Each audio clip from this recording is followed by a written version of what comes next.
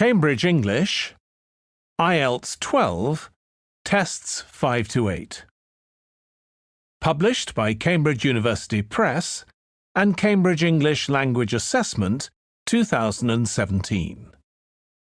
This recording is copyright. CD 2. Test 7. You will hear a number of different recordings and you will have to answer questions on what you hear. There will be time for you to read the instructions and questions, and you will have a chance to check your work. All the recordings will be played once only.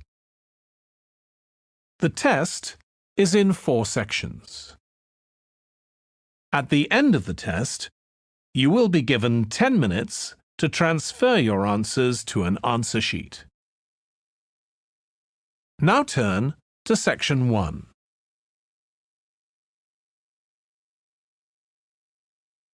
Section 1. You will hear a man telephoning a friend to find out about their local public library. First, you have some time to look at questions 1 to 4.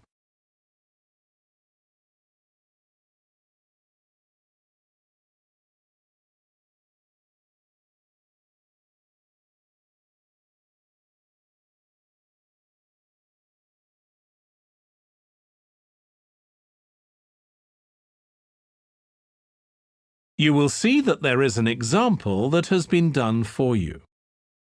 On this occasion only, the conversation relating to this will be played first. Hello? Hi, Susie. It's Paul here. How are you? Enjoying your new job? You're working at the library, aren't you? Yes, I started when the library reopened a month ago. It's great. The woman says that the library reopened a month ago. So month has been written in the space. Now we shall begin.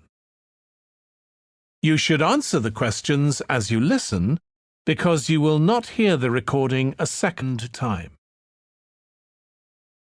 Listen carefully and answer questions 1 to 4. Hello? Hi, Susie. It's Paul here. How are you? Enjoying your new job? You're working at the library, aren't you? Yes, I started when the library reopened a month ago. It's great. Actually, Carol and I have been meaning to join for a while. Oh, you should. It doesn't cost anything, and the new library has all sorts of facilities. It's not just a place where you borrow books. For instance, there's an area with comfortable seats where you can sit and read the magazines they have there. Some people spend the whole morning there. Wish I had that amount of time to spend. Yes, you must be pretty busy at present, with the children and everything. We are, yes. But we're hoping to get away this summer. We're thinking of going to Greece. Well, we've got a much larger section of the library devoted to travel books now, so you should come and have a look. I can't remember if there's anything specifically on Greece, but I should think so. OK. Now, Carol's organising a project for the history class she teaches at school. It's about life in the town 100 years ago. Do you have anything that might be useful? Yes. Actually, we've now got a new section with materials on the history of the town and surrounding region. Right. I'll tell her. You can't always find that sort of thing on the internet. Now, in the old library, there used to be a separate room with reference books. It was a really nice, quiet room. Yes, we've put those books in the main part of the library now, but we do have a room called the community room. It can be hired out for meetings, but at other times, people can use it to study. I might use that. It's hard to find anywhere quiet at home sometimes. I can't remember how old your son and daughter are. We've introduced a special section of fiction written specially for teenagers. but they might be a bit young for that. Yes, they would be. Before you hear the rest of the conversation, you have some time to look at questions 5 to 10.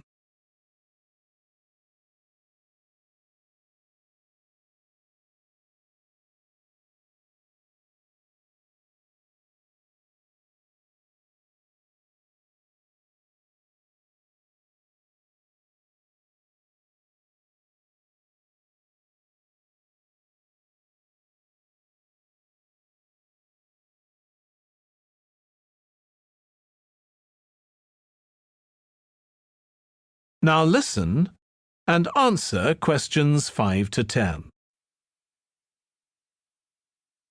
Well, we do have lots of activities for younger children. Yes? For example, we have a science club. At the next meeting, they're going to be doing experiments with stuff that everyone has in the kitchen, sugar and flour and so on. They might be interested, yes. And we have a competition for children called Reading Challenge. That doesn't begin until after the end of term.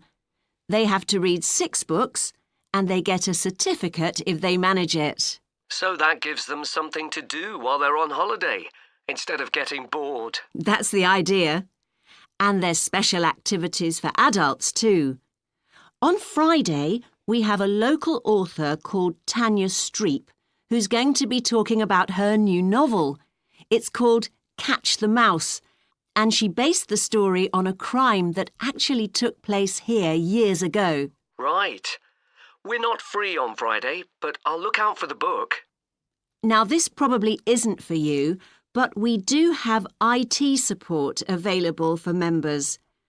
We get quite a few older people coming along who are wanting to get up to speed with computer technology. It's on Tuesday mornings.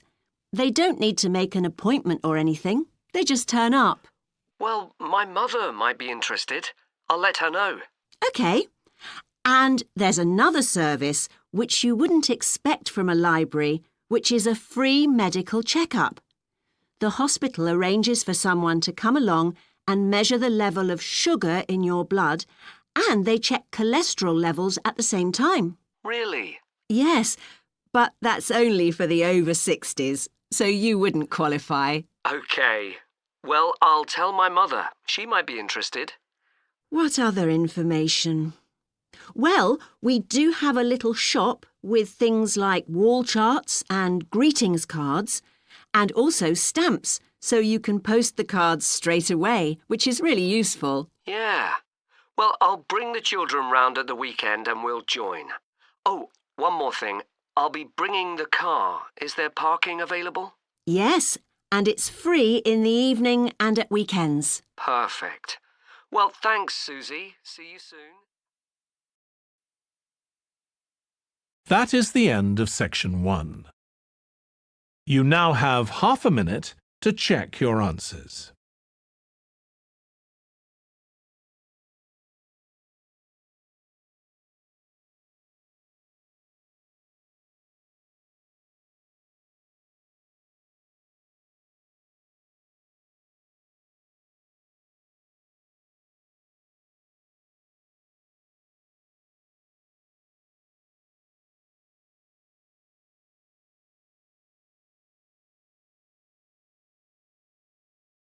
Now turn to section 2.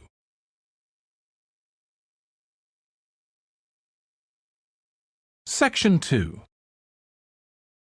You will hear part of a training session for new employees at a large travel company. First, you have some time to look at questions 11 to 17.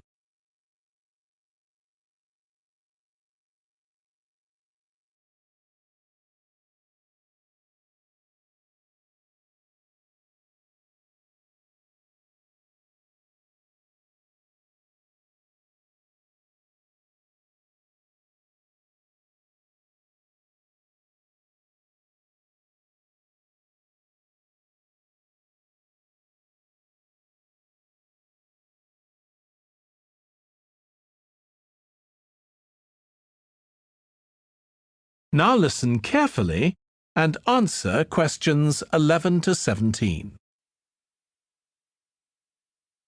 In this session in your training day, we're going to look at some of the more specialized holidays we offer at BC Travel.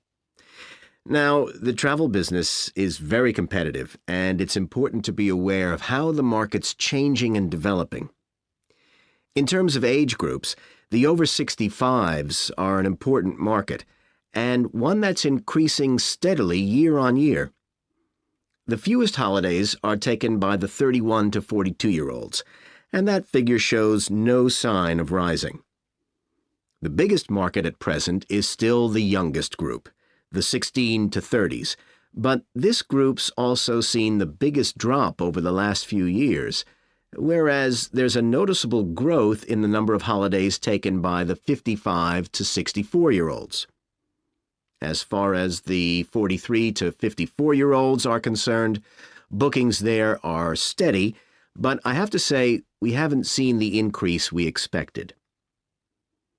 One trend we're noticing with nearly all age groups is the growing popularity of holidays in which clients do some kind of specialized activity. I'm not talking here about adventure holidays where clients take part in high-risk activities like whitewater rafting just for the thrill of it. Activity holidays usually involve rather less high-risk sports or things like art and music. They're not necessarily cheaper than ordinary holidays, often the opposite in fact, but they do often take place outside the main tourist centers, which gives an opportunity for clients to find out more about the local people and customs. And many say this is one of the most positive features of these holidays. Of course, they offer the chance to develop a new skill or talent, but clients often say that more than this, it's the chance to create lasting relationships with other like-minded people. That's the main draw.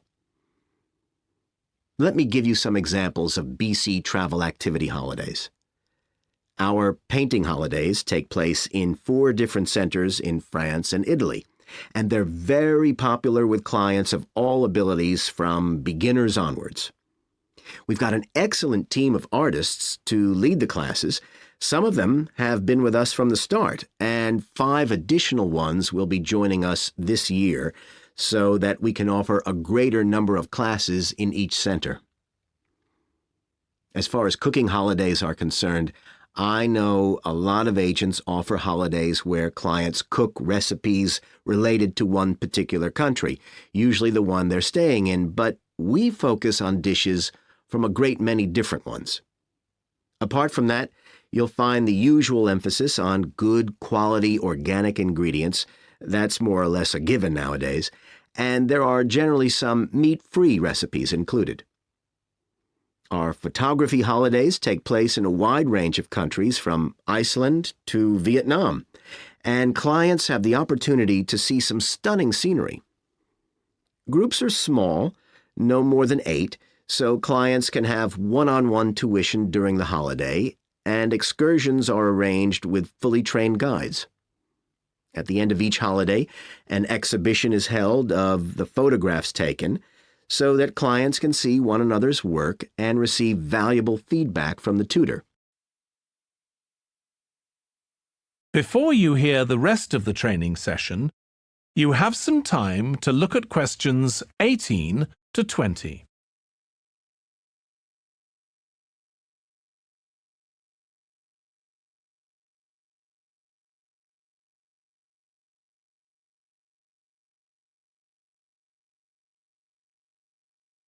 Now listen and answer questions 18 to 20.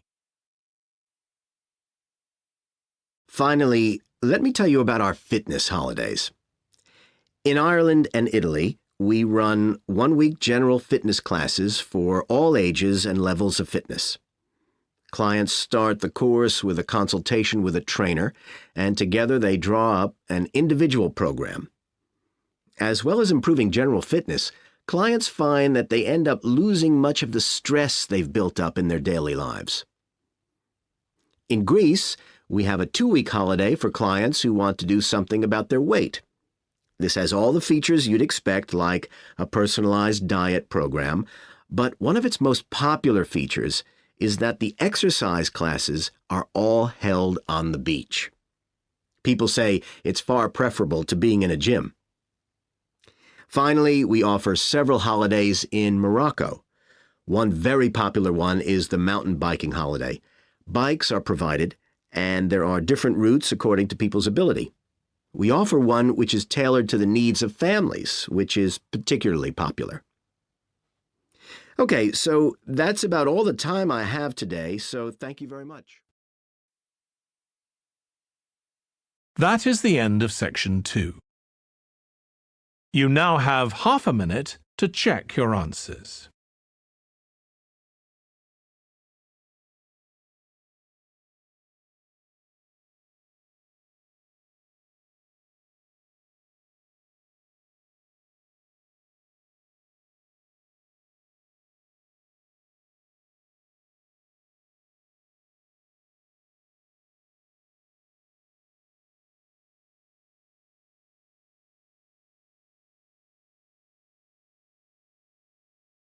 Now turn to section 3.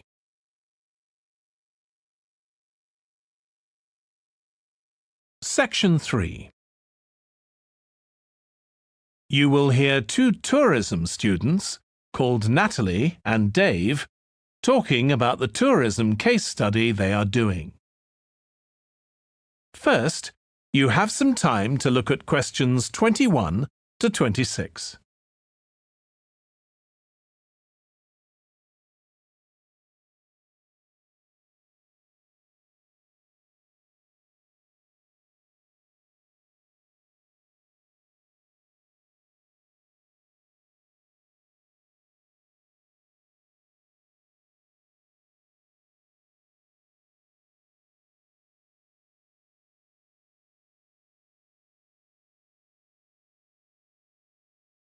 Now listen carefully and answer questions 21 to 26. Dave, I'm worried about our case study. I've done a bit of reading, but I'm not sure what's involved in actually writing a case study. I missed the lecture where Dr. Baker talked us through it. OK, well, it's quite straightforward. We've got our focus. That's tourism at the Horton Castle site. And you said you'd done some reading about it? Yes, I found some articles and made notes of the main points. Did you remember to keep a record of where you got the information from? Sure, I know what a pain it is when you forget that. OK, so we can compare what we've read. Then we have to decide on a particular problem or need at our site. And then think about who we're going to interview to get more information. OK, so who'd that be? The people who work there? And presumably some of the tourists too? Yes, both those groups. So we'll have to go to the site to do that, I suppose. But we might also do some of our interviewing away from the site. We could even contact some people here in the city, like administrators involved in overseeing tourism. OK, so we'll need to think about our interview questions and fix times and places for the meetings. It's all going to take a lot of time. And if we can, we should ask our interviewees if they can bring along some numerical data that we can add to support our findings. And photographs? I think we have plenty of those already. But Dr. Baker also said we have to establish with our interviewees whether we can identify them in our case study or whether they want to be anonymous. Oh, I wouldn't have thought of that. OK, once we've got all this information, I suppose we have to analyse it. Yes, put it all together and choose what's relevant to the problem we're focusing on, and analyse that carefully to find out if we can identify any trends or regularities there. That's the main thing at this stage, rather than concentrating on details or lots of facts. OK, and then once we've analysed that, what next? Well, then we need to think about what we do with the data we've selected to make it as clear as possible to our readers. Things like graphs or tables or charts. Right. Then, the case study itself is mostly quite standard. We begin by presenting the problem and giving some background, then go through the main sections. But the thing that surprised me is that in a normal report, we'd end with some suggestions to deal with the problem or need we identified. But in a case study, we end up with a question or a series of questions to our readers, and they decide what ought to be done. Oh, I hadn't realised that. Before you hear the rest of the discussion, you have some time to look at questions 27 to 30.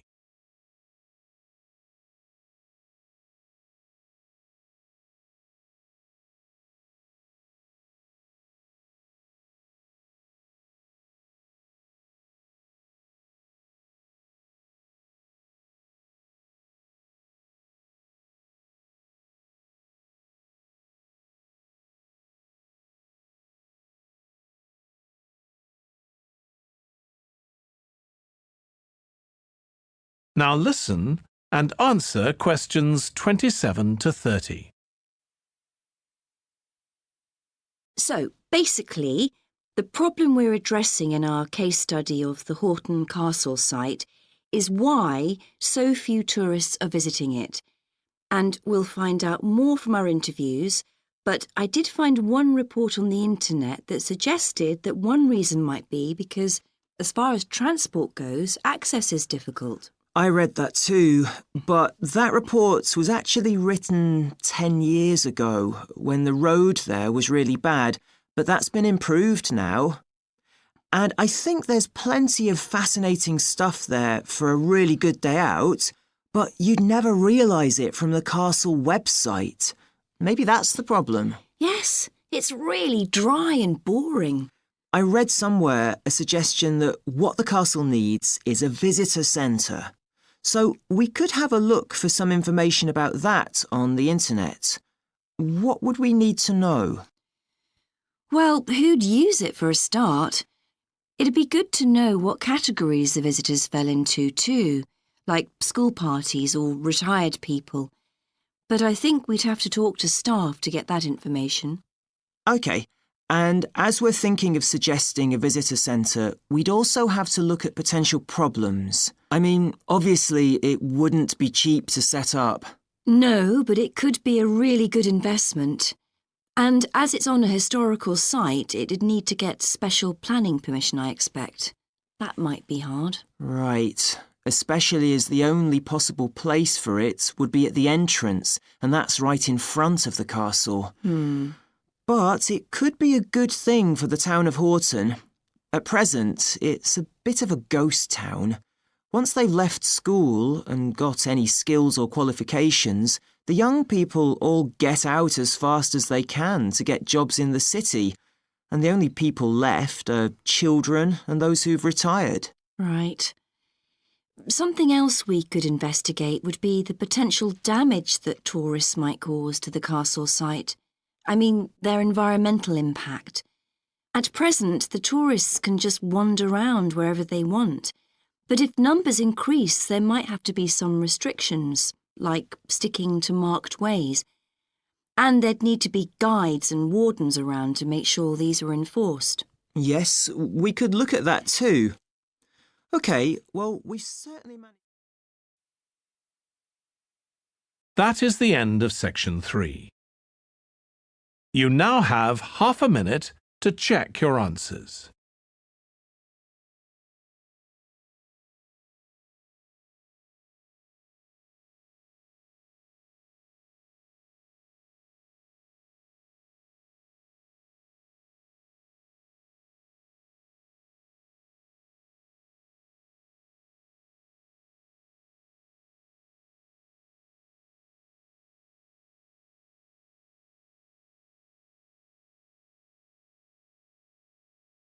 Now turn to section 4.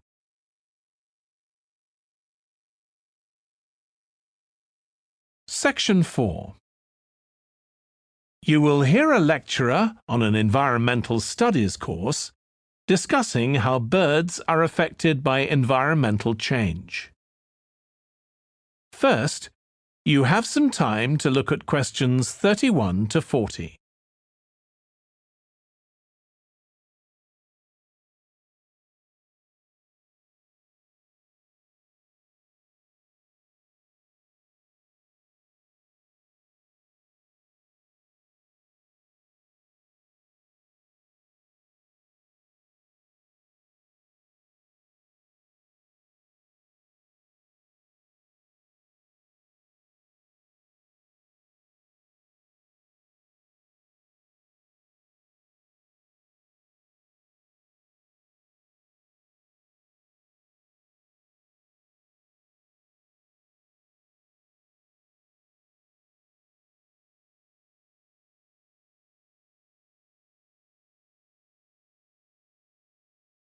Now listen carefully and answer questions 31 to 40. OK, so we've been looking at how man-made changes in our environment can affect wildlife. Now, I'll discuss a particular example. Let's take a look at mercury. Mercury's one of the 120 or so elements that make up all matter, and it has the symbol Hg.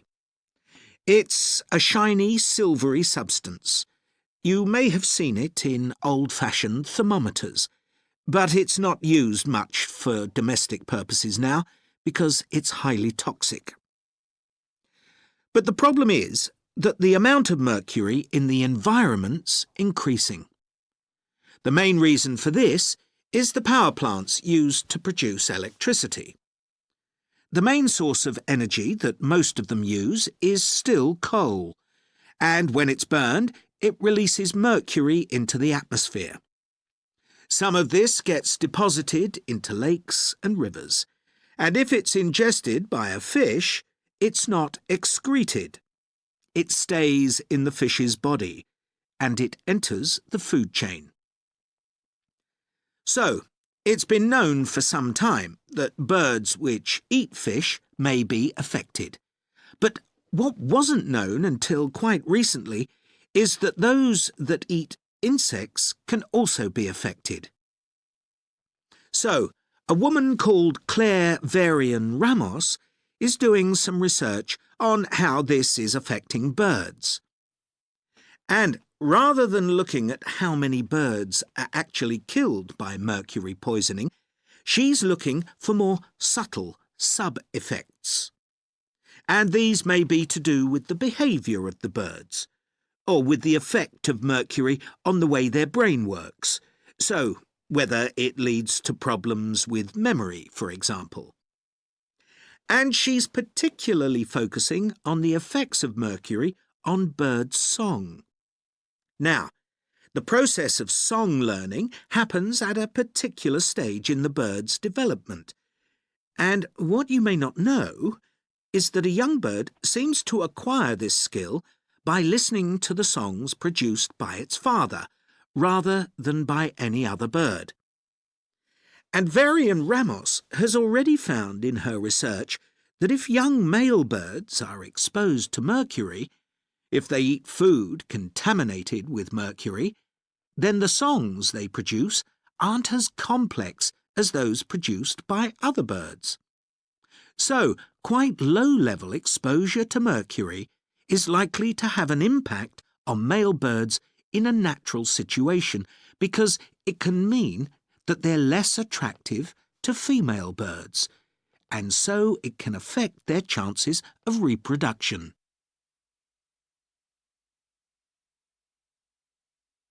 Now, the way she's carrying out this research is worth thinking about. She's using a mixture of studies, using birds kept in laboratories and studies carried out outdoors in the wild. The lab-based studies have the advantage that you don't get all the variables you would in a natural setting. So, the experimenter has a much higher level of control, and that means they can be more confident about their results in some ways. And of course, they don't have to worry about going out and finding the birds in order to observe them. So, what are the implications here for humans? Well, because many birds are migratory, they may be transporting mercury far from contaminated sites. For example, it's been found that ducks who'd been feeding at a contaminated site were later shot by hunters over 1,000 kilometres away and presumably eaten. But these birds likely had mercury levels high enough to warrant concern for human consumption. In addition, going back to song learning by birds, we saw that this may be affected by mercury contamination. Well, we also know that in humans, mercury causes developmental delays in the acquisition of language. And in fact, this process is very similar in the brain regions it involves, and even the genes that are involved. But mercury contamination has other important implications for humans as well. It's now known that an unborn child can be affected if the food eaten by its mother contains high levels of mercury, and these effects can be quite substantial. In the end, it comes down to whether more value is placed on human economic well-being or environmental well-being. It's true there are new regulations for mercury emissions from power plants, but these will need billions of dollars to implement and increase costs for everyone. Some argue that's too much to pay to protect wildlife.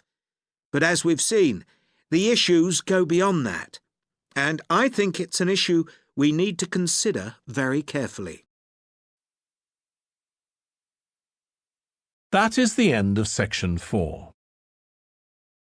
You now have half a minute to check your answers.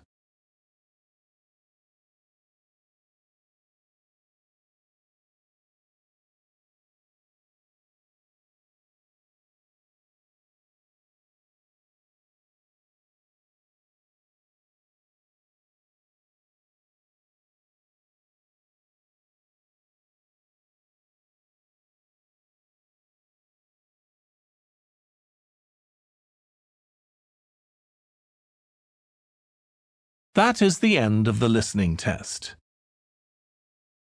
In the IELTS test, you would now have 10 minutes to transfer your answers to the answer sheet.